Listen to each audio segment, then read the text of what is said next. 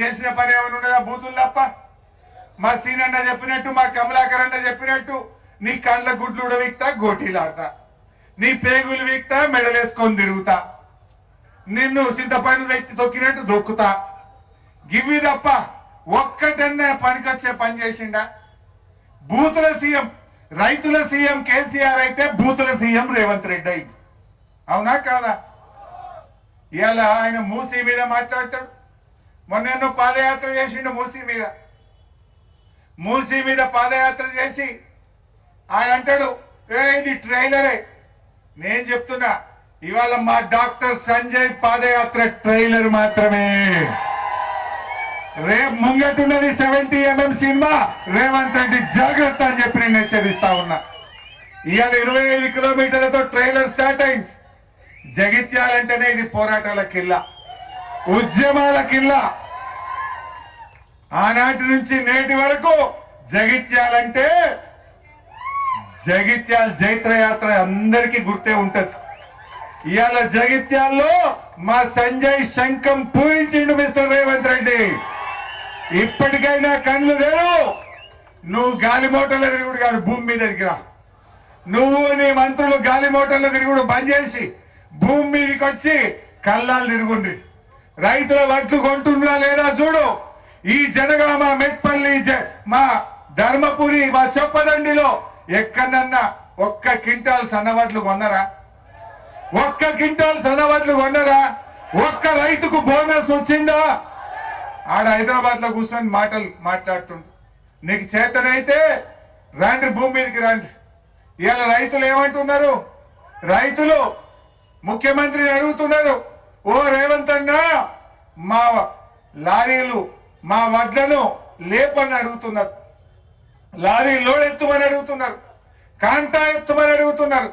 రేవంత్ రెడ్డిని వడ్ల lorry load చేయించు, మా లోడ్ ఎత్తు రేవంత్ అన్న అంటే ఈ రేవంత్ రెడ్డి ఏమో మహారాష్ట్రకు లోడ్ ఎత్తుతున్నాడు.